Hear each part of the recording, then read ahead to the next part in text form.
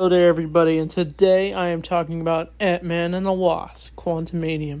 So, it's been a year since this movie came out. It came out back in February.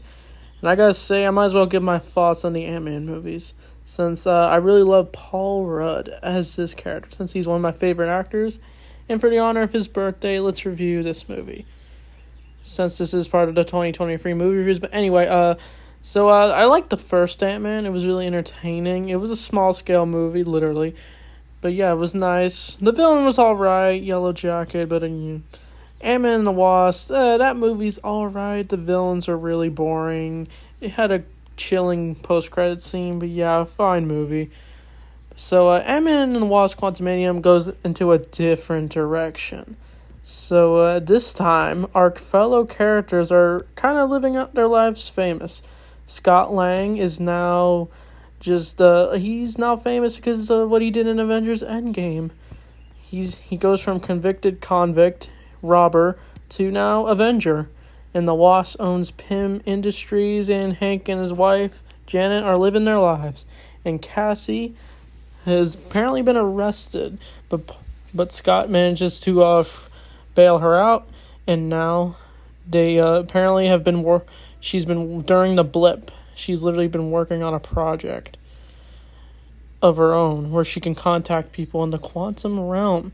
And Janet is unsure about this because she has a secret past, but it's too late as our characters are sent into a wormhole where they are now trapped in the quantum realm, or somewhere that has not been seen in the quantum realm. So in the last movie, it was kind of setting up how there could be civilizations in the quantum realm, and now we finally see that.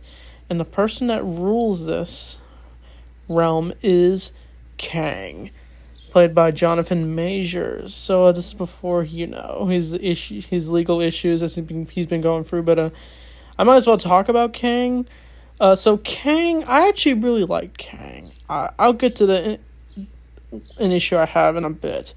But Kang, I don't know, I felt the intimidation of his character. And he definitely looks like the character for sure. And I definitely felt that he could be the next big bad of the MCU. But our characters are split up. Scott is with Cassie, and they are trying to find their way through this civilization. That's where they run into a bunch of other alien different characters. Like, one dude's like a slime monster looking dude. One can shoot energy from his head. We got one lady who looks up a barbarian, and apparently the only way they can communicate is by drinking this goo or something. And they also got this dude who can read minds, which is cool. Yeah, they're trying to get along with these people until they are captured by Kang. But mainly, meanwhile, the Wasp, Janet, and Hank are meeting with the various people, and we see various other cool characters.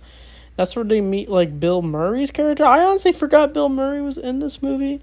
They had a little conversation about Janet's little secret, where she has been living into this world this whole time. And we find out her secret later. It all involves Kang, but our characters are captured by him. And the only way Kang is going to let Scott go and Cassie go is if he gets something for him deep into this one mysterious area, and that's where we meet a new character, and we first saw in the first Ant-Man. This is revealed to be MODOK. So I never thought we'd see MODOK in this movie, and people do not like this MODOK in this movie. I gotta say, he looks I wasn't really sure about MODOK. He just looks so weird. The character is super weird in a concept. I think he was mainly an Iron Man villain, but he's definitely, I guess, fit for this movie. And it's revealed to be Darren from all the way back in Ant-Man 1. Apparently he did survive.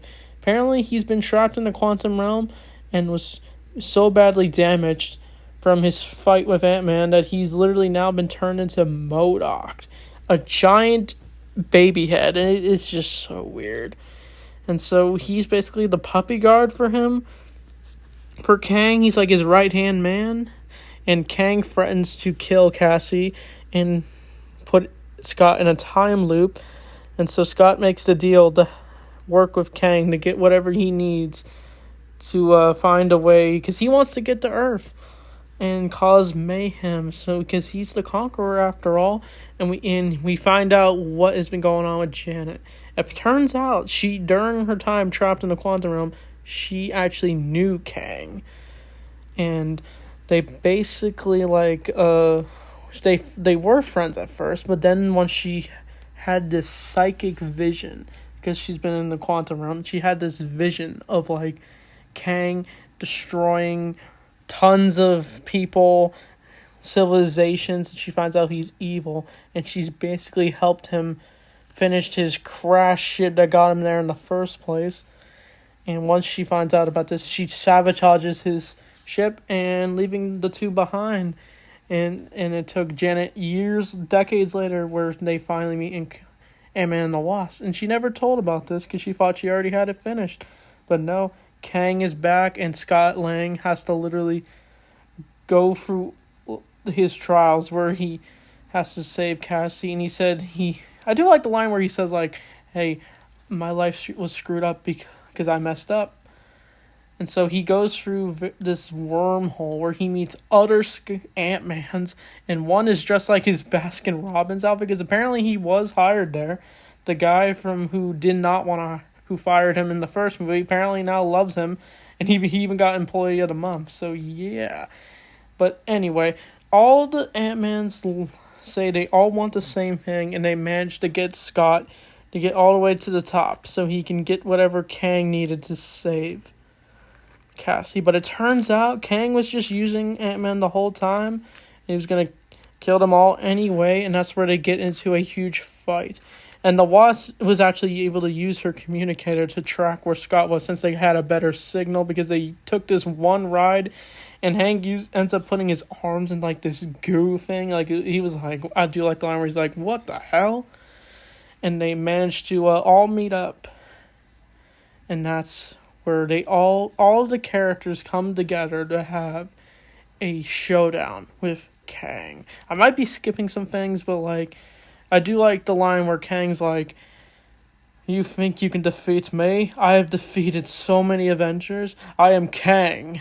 And so they manage to fight him, and it does not go well. He manages to defeat all their allies, even the dude with the squid dude, who's, I'm going to randomly mention this, he was voiced by David Desselman, and we do not see Louise. One of the disappointing aspects of this movie, we don't see Louise or any of Scott's friends, but we had David Desselman, he voiced the squid dude, but they managed to fight Kang, and it looks like he's about to win until Hank Pym literally uses all the ants to take down Kang.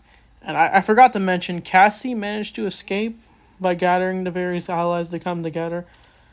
When she shrunk or something, they all come together, and I think MODOK gets somewhat a redemption after Cassie manages to take him out.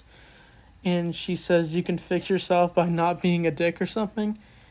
And basically, to finish Kang off, MODOK sacrifices himself against Darren. Wait, no, Kang. I don't know why I said that. But anyway, I think MODOK ends up getting damaged from Kang. And I do like the scene where Ant-Man turns gigantic. And he's like, you took my daughter. And he manages to almost destroy Kang's army. But because of the ants, Kang has managed to be hold off, and then our characters are reunited, and they manage to find a way to get to the controls panel, and they manage to open the portal all the way back. But that's where Kang, who's battle damaged, managed to almost take out Scott as he pushes them all in the portal, and he manages to have a final fight with Kang. And some people thought Ant-Man should have died in this moment, but to me, I don't think he probably should have not have. I just feel it would just come out of nowhere. And plus it's Paul Rudd. I don't want to see my favorite actor die in this movie. But Ant-Man manages to take out Kang. with the Wasp, who helps him out, who manages to put the ant shrink device in the Kang and wanted this random device, and then he managed to blow Kang up, and I was surprised. This is my major issue. I was surprised they killed Kang off, because I thought he was set up to be Kang's dynasty, but I don't even know if we're going to see Kang in Avengers 5, because Jonathan Majors is no longer in Marvel. I mean, he was in Loki Season 2. We even see like a teaser of it in the post-credits scene, but I don't know if we're going to see Kang again. But probably not, or he could be recasted. I don't know. They were setting things up with Kang. But, yeah, our characters managed to get home, and Scott worries about, like, if he's called something because of this. But, nah, he brushes it off as he celebrates with his fellow friends, and that's Ant-Man free. So, yeah, this movie, a lot of people didn't like, because they felt it was generic. But to me, I actually really liked this movie. It's not my favorite Marvel movie. I love Guardians of the Galaxy 3. But I like this movie. So I'd give it like a 7 out of 10. So that being said, thanks for watching, and see you guys next time.